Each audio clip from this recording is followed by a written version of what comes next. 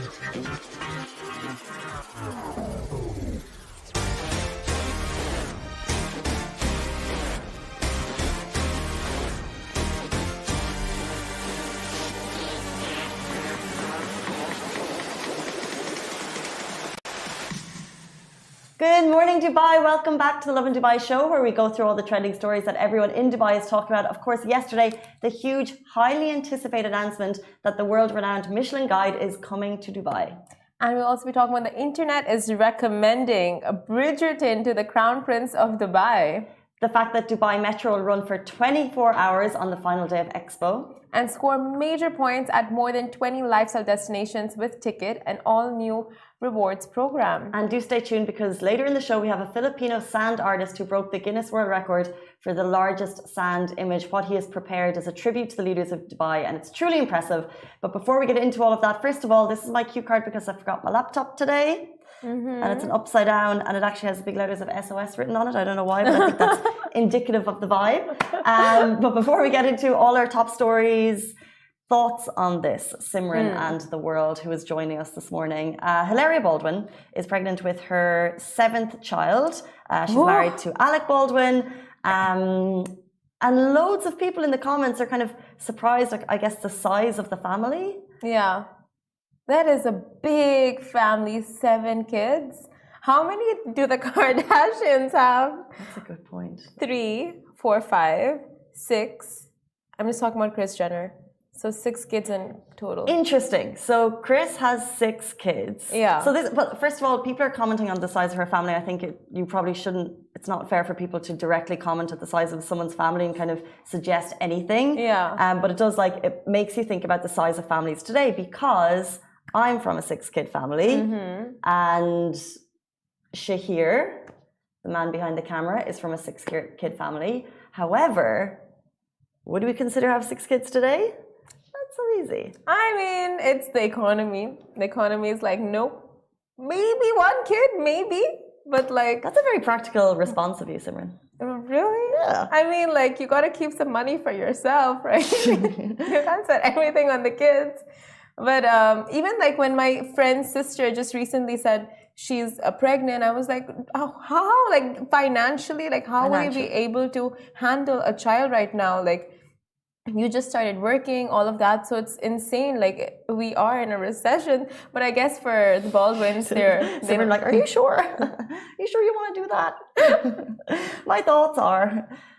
The vacations, what's going to happen to those? But what about you? What thoughts? It's a really, I think what I always heard growing up was that people who have a lot of kids are either very wealthy or potentially not very wealthy, not very poor. So kind of middle income families are kind of have the 3, 4, 5 kids. But it's so interesting, because then I look at my family growing up, and people will always say to my mom, how did you do it? And 6 kids, and my dad died when I was very young. Interesting, it's his anniversary today. But he died when I was very young, and she had 6 kids. And the question, why did you have the 6 kids? And her answer every single time, and it's so funny, she just said, I just love being pregnant.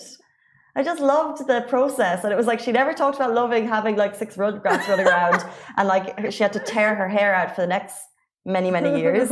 However, she just said she loved the process of being pregnant, and that's actually one of the comments on the on some of the posts. People are like, what is she on? She just obviously loves being pregnant. But I mean, I guess pregnancy is a beautiful time, so she just continued to relive it for 8 years. I guess, yeah. A lot of people really like the process of getting married. I didn't know that was a thing until very recently. Like people, I thought it was the most painful thing. No, but the process of like the 9 months where you are like creating and forming a child, which is so spectacular and so unique, and it's a blessing. And people say you're glowing. People look, there's 2 sides to that story, because I know people who have it very tough. And everyone's pregnancy story is very different. But some people are blessed to have comfortable pregnancies, and maybe she's one of them. She's a Kris Jenner. She's a Kris Jenner. Kris Jenner is amazing. Like, you speak, women are incredible what they do with kids. It's just. I was telling you before the show, you remind me of the Bridgerton family. All the kids, the mom, just like you know, she's just so involved in everyone's lives. I feel like that's your mom. The mom trying to sell off the kids. Like, no. Here is my daughter. She's got, you know, she does this. She doesn't work out that much, but here's the pros and cons. Here's her CV. She doesn't do that. I mean, back in the days, you don't know. Maybe she would have been different then. That's Simran's nice way of saying we're old. No, I'm saying if it were back in the days. Oh. Every single time. Let's jump into our top story. The rumors are true. This is huge news. The world-renowned Michelin guide is coming to Dubai. So the Guide Awards are stars of excellence to select establishments, i.e. the best of the best, the cream of the crop. And to get a star is a serious, unparalleled boost for any restaurant. It kind of makes or breaks a restaurant. It's basically a confirmation that you are a top-class restaurant experience from start to finish. So it would be and will be a huge honor for any restaurant. The Dubai Michelin Guides will be announced. The announcements will be made in June, and there are, of course, heaps of restaurants that could be in the running. But rest assured, the Michelin Guide is in many countries. They are bringing that very stringent selection process for which Michelin is best known. It will be mirrored in Dubai. Now, the selection will be made according to the tried and tested methodology applied all over the world by the inspectors of the Michelin Guide, based on its universally applied set of 5 criteria, including the quality of ingredients, the mastery of cooking, and the harmony of flavors, the personality of the chef through the cuisine, and the consistency both over time and across the entire menu. That is so interesting. Huge news. And I think the most exciting thing is that they are checking right now. They are doing their tests in Dubai right now. You can just imagine the frenzy and the flurry in all of the Dubai restaurants that could potentially be in the running. Because if you know, first of all, Michelin Guide, there are 3 stars, by the way. And 1 star, I have here, 1 star says it's a high quality dining experience that's worth a trip. 2 stars is excellent cooking with a detour worth a detour, because basically these started back in 1904 in France, when people were driving through France, and they tried to I guess uplift the culinary dining destinations by saying, okay, so if you're driving on like these large motorways, this is, you know, it's worth a detour. It's worth, and then if you get the 3 stars, which is the highest achievement, the highest accolade, it's exceptional cuisine, worth a special journey. And they still have those 1, 2, and 3 stars today, even though it's not the same driving. But you can get it. Like, it's worth a special journey to go to this place. That's interesting. So what's happening? It's all the competitions are taking place in Dubai right now. So this is the thing. I don't know fully. Maybe you don't tell us. But there are inspectors going around very anonymously to Dubai restaurants, and these are the little rumors that we've heard over the years. So I've heard that one of the ways that they test restaurants is to call it up, and if it takes more than 3 dials for the restaurant to answer, they'll be Dr. Mark. Oh. So you need to have like someone on point at the phone 24/7, because it's all about the experience from start to finish. And then, as you mentioned, you know, like quality of cuisine, the chef through the chef's personality through the cuisine. And what was the other one? Harmony of flavors. Harmony of flavors.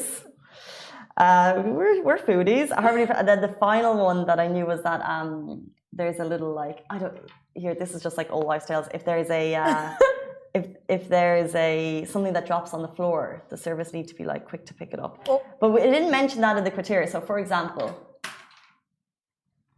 you dropped a pen. You dropped a pen. Did you throw it? Did you drop it? She's not getting okay. Pick it up myself. If this is a fine dining quality establishment, we're docking mark for that. So in Michelin, now you dropped your purse. It's a clean table, clean setup. I cannot speak. Oh, did you watch Zack and Cody growing up? No. No Sweet Life. So there's this one episode where there is a restaurant restaurant inspector who goes in and he so the restaurant knows that there's an inspector coming. I need to be very careful, serve him the best possible food, serve him give him the best service. So this inspector goes in, but they are assuming there are two people, like a lot of guests of course, but like the inspector is somewhere else, and the person who just randomly came in with a paper and pad is not the inspector, but they're giving him the best service, the best food, and the inspector, who's the actual guy, is getting completely ignored and just trashed by the waiters, and they're not giving him the time. Yeah, and then later they find out that's the inspector. Then the whole everyone's their tunes change. Yeah. I was just like panicking. But this is the thing. Look, you really feel for all waiters across the UAE as they, I guess, are going to have to level up. But this is the thing. It's all anonymous, and it's super unique in terms of how it's done. And we will be announcing them in June. And you know that those restaurants will then, get a lot of attention, a lot of fuss. They usually, by the way, Michelin is usually kind of connected to fine dining. Mm-hmm. So we'll see how it plays out in Dubai. That's so interesting. I mean, I'm just glad it's anonymous. That's the only way to keep it legit. Well, I'm an inspector. Here's all the nice things. Yeah, that's not going to work. Oh, that's what bloggers do. Guys, on our next story, the internet is recommending Bridgerton to the Crown Prince of Dubai. Now, Bridgerton, the regal version of Gossip Girl, is a raunchy Regency drama based on Julia Quinn's novels and has made it into Sheikh Hamdan bin Mohammed, Crown Prince of Dubai's list of must-watch shows. Now, the Crown Prince of Dubai, aka Fazza, took to his gram to request his Instagram for TV show suggestions, as one does, and Bridgerton was the topmost recommended by his 14 million followers. And he shared a story with the top 10 suggestions that included Bridgerton, Vikings, Peaky Blinders, Inventing Anna, Suits, Recovery, Squid Game, Money Heist, Sherlock Holmes, Manifest. There are some serious shows there. Fazza also shared a snapshot of the responses along with a tab open on the side where the prince is actually vetting the shows. And he added a message thanking those who shared their recommendations. Very kind. Although the reaction to Fazza's list is quite amazing. One Twitter user asked, who is recommending the Crown Prince of Dubai to watch Bridgerton? Bridgerton is a timeless piece. Yeah. I mean, like a period drama that talks about like regal fashion, royalty, viscounts, romance. Some jewels thrown in. I mean, that's just like modern day dating. Family drama. I mean, I think it's pretty apt of a recommendation. Maybe they see that Crown Prince is so super busy and they want to give him some mindless TV. Exactly. I mean, then I get Manifest and they want to give him those intellectual shows. What would you recommend to the Crown Prince to watch? What would I recommend? Or to because this is why there's so many shows. We have Netflix, we have Disney, we have all of the other streaming, Apple TV, Apple Plus, whatever, Disney, and there's too many shows, and I'm always struggling with what to watch next, even though there is there's just so many. But I feel like this is the ultimate list. If you have to watch shows, you go by that list. Because 14 million followers, suggestions by them, and he actually took the time to curate the list and not just okay, these are the responses, because that's what normal people would have done, right? But he took the time, made the list, shared it with everyone, and that too ranked it. And now we know. Bridgerton season 2 just started. Weekend plans after Expo's over. Speaking of. 2 days left, guys. I cannot believe we're here. It's phenomenal. And I actually realized that a lot of people are doing their goodbyes. Simran, you actually went out to Expo last night and did your goodbye. I did. I just want to go back. I don't want to leave. It's just so sad that it's coming to an end. It was like 6 months of party. And food.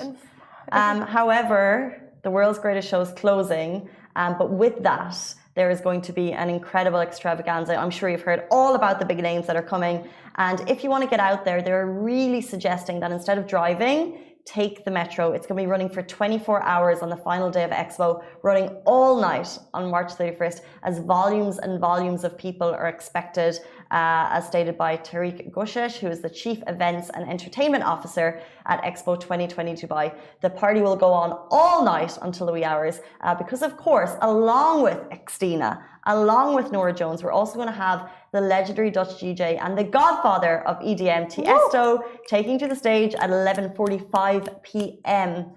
To perform his mixes live on the last night. That's going to be at the Jubilee stage. So it's like, I think with the beginning, the opening ceremony, it was a ticketed event that not everyone could attend. Exclusive, yeah. And it was a 90-minute whatever show with 3 amazing performers. The Expo closing ceremony is different in the fact that actually they're putting performers, they're dotting them around. So Christina Aguilera is actually performing twice. At first at Al Wasl and then at a different stage, and then Nora Jones will perform at a different stage. So everyone can really, really get in on this, and they're encouraging people to go out and be there, to be at the big screens, to really just enjoy the final night of Expo 2020 Dubai. And the performance, Tiesto's performance is going to go until 3 a.m. And that's when Expo will stay open until like wee hours of the night. So you guys can really enjoy and take the next day off. If you're taking a day off, it is worth taking Friday off and just going ham at Expo. There's also fireworks at 12 a.m. and 3 a.m. So if you take Friday off, is this going to be one of those times that you would actually give the real reason? Because it's very patriotic of you. You know, like, I really wanted to enjoy Expo. I was out there till 3 in the morning. Can a boss say no to that? Let me try it out tonight and let you guys know. And I'm actually off on Friday, so good luck taking Friday off, Simran. Maybe you'll only get the day off if your boss isn't off herself or himself. So, yeah. Shir could do the show. What if is this an actual confirmation that I can take Friday off? No. I mean, I said I will try it. I'll be away. You talk to Amy. Let her decide. Oh, just put it on Amy. I mean, you know, this is the thing. It's people will be out. It's only a shame it's not on Friday, so everyone could really enjoy. Because I know for me, on a work night, I just can't. Chill. But Casey, I heard Expo, the after parties there, like all the most of the pavilions used to hold after parties, like on the weekends. And it would be insane, and people are just so sad. Now everyone is packing up and leaving, like everyone who's come down to work at the pavilions. They've booked in their flights for next week, and it's just like a very sad time there right now. Wow, that's so true. I've also heard like the backstage, the behind the scenes of everyone working there. Like, for example, in the Italian pavilion, they flew over students to work there at different stages. These students, imagine you're a student, you're flown to Dubai, like you're working, of course. I'm pretty sure their outfits were made by an Italian designer, but also you have you're living at Expo, you're meeting people from all over the world. They had parties, backstage parties, you know, when you're like behind the scenes, like it's just more fun. From every single person involved, it's just been an absolute blast. I can't even imagine how sad it must be for someone who's been working on it, not just 6 months, but from the moment that it materialized and we won it back in 2013. I inflected because I can't remember the year. It's just been one heck of a show. And when they said the world's greatest show, they weren't lying. They were not lying. So all of the latest, and we will be broadcasting the show live from Love in Dubai. It will be Simran and Shahir bringing you every single thing at closing. So if you can't get there, turn on Love in Dubai. Or, of course, head to Expo. Go there. You guys have to check it out, really. When they say there's no such thing as a bad day at Expo, they're not lying. It's always a good time there. When we move on to our next story, score major points at more than 20 lifestyle destinations with Ticket, thanks to Dubai Holdings, which is an all-new rewards program. Now, Ticket is an all-new rewards program just for residents. It's effortless to use and unique in that you can magically earn points, making earning so much that easier. And the best part, the program features bank card linking technology with both MasterCard and Visa credit and debit cards that allow you to do all of the above seamlessly. And this is the first for the UAE. Now, members will find Tickets so easy after they link their card. So you'll realize that when you pay with your linked card, you will automatically get points without having to present an app or a loyalty card or even scan barcodes or receipts. That's pretty cool. And on top of all of that, you can also get points at more than 20 leading lifestyle and entertainment destinations. Like the scope of this is huge. We're talking Blue Waters, City Walk, La Mer, the beach, Al Khanij Walk, Hatta Wadi Hub, Hatta Resorts, Dubai Parks and Resorts, and many, many more. These are all places that if you go and enjoy yourself, you can also earn points back, which is just phenomenal. Ticket partners with brands which include also Azadia.com, Virgin Megastore, Decathlon, Roxy Cinemas. This list does not stop. So if you're looking to get involved in a rewards program, this is it. You've also got heaps of stores where you can be earning every time you spend, including but not limited to Urban Outfitters, Misguided, Reserved, Virgin Megastore, like we said, Sunglasses Hut, and more. So if you are a budget savvy Dubai person, Ticket is what you want to be downloading. Dude, guys, you gotta get on this.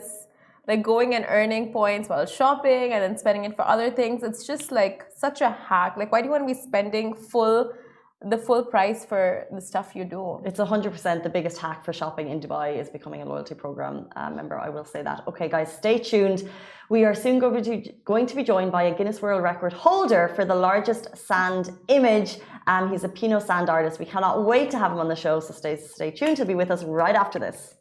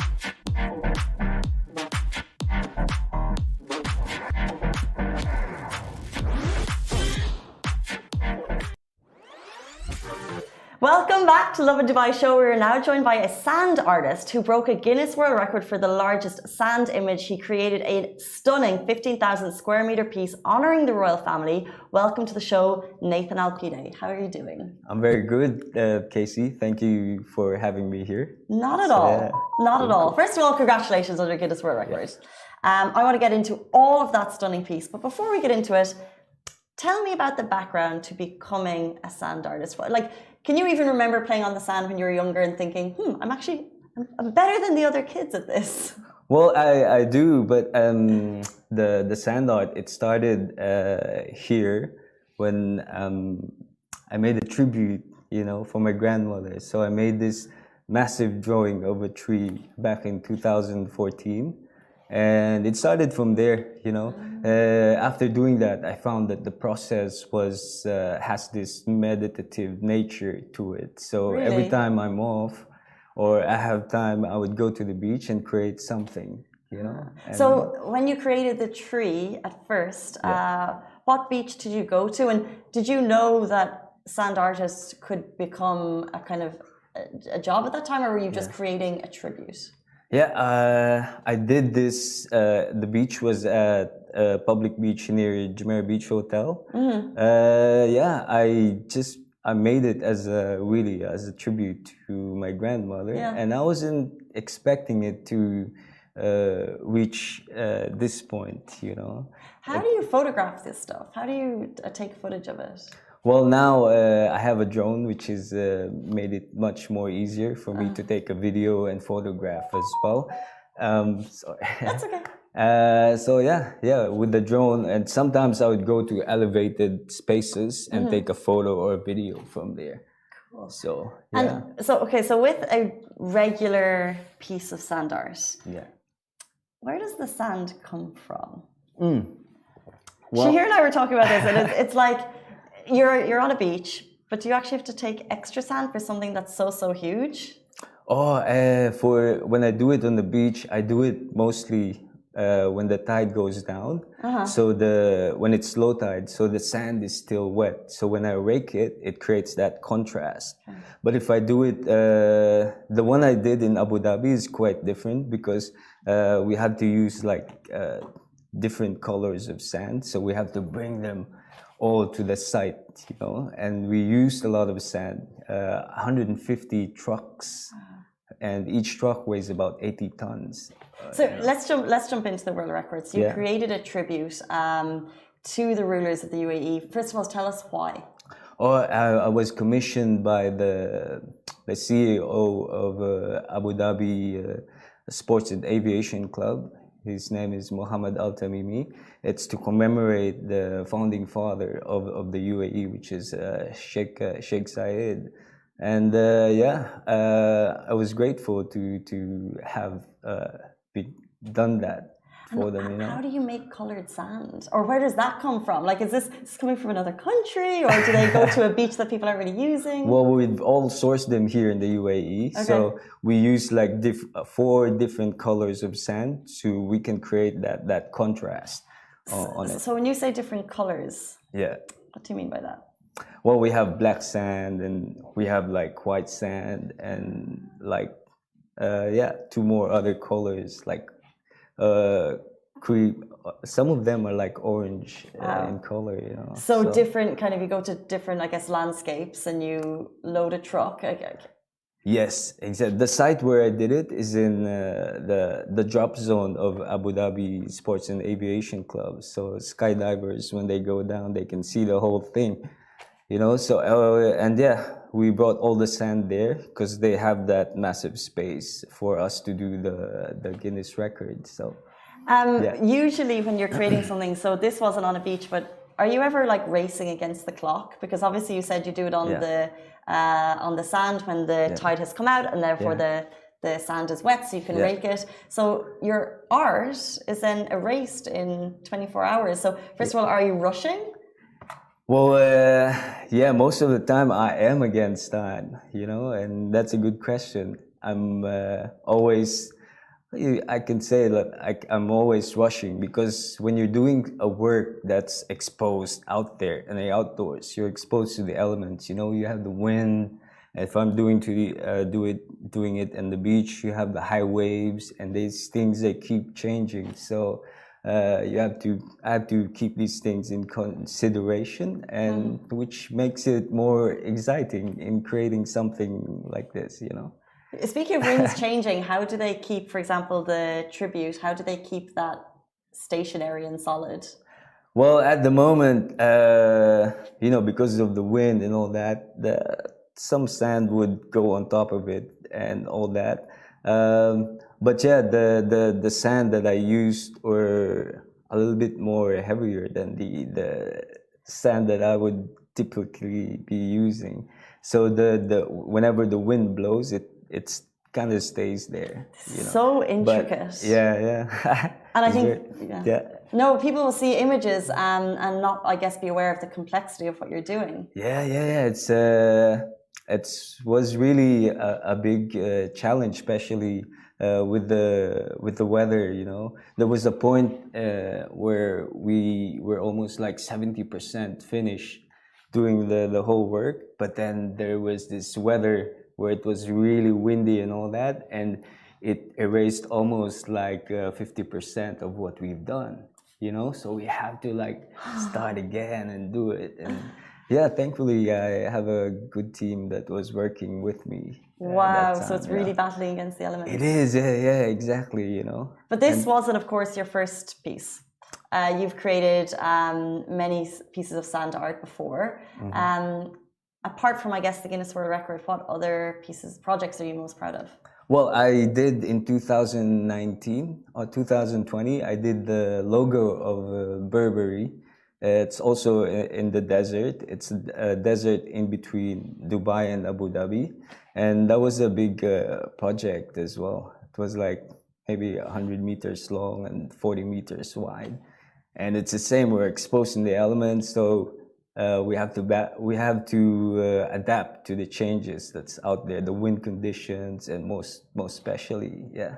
How long are we talking for to complete one of these kind of mass scale projects from start to finish? Oh, it can sometimes 2 weeks, or like for example the Guinness record, we did it for like 30 days. Okay. So yeah, it depends on how big and how complex is the design. So from there, it can go from 2 weeks to a month, or yeah. We're talking on the show a lot about Expo because obviously Expo is closing. We've had 6 months of it, and although we weren't there every day, I'm pretty sure everyone kind of feels a bit of sadness that it's leaving. So I just think about your artwork when it goes. How does that feel? Or are you very kind of quick to just be able to say, okay, bye-bye, move on to the next one? Or is there any way that you can kind of like keep them there forever? Is that a possibility? Would it be possible? Yeah. Well, the thing with the work that I do, the part of it of letting go of something, in the beginning it was hard because I'd be working on it for like 2 or 3 hours. And then when the tide goes up, it's gone, But I've learned to accept that, So you making the sand art teaches you to let go of things, And you can apply this to some aspects of your life as well, So life lessons. Yeah, exactly. But what is the Japanese tradition, I think, of the sand gardens? Because basically you're doing that on a bigger scale. Do you have people who, I guess, kind of want to learn from you and want to join you so they can potentially also learn how the meditative experience that it can provide? Oh yeah, absolutely. Whenever I'm on the beach, on a public beach, I would bring some extra rakes with me. So when people would come and ask me questions about how and why I'm doing the sand art, I would explain to them, but then I would hand them a rake as well, and I would ask them if they want to do it, Nice. And they love doing it, Can we go and see your work? Of course, absolutely. Where and how? At the moment, I'm doing it at the JBR Beach.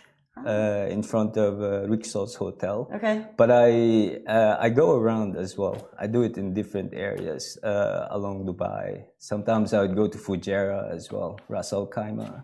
Have you ever had issues with people damaging your work?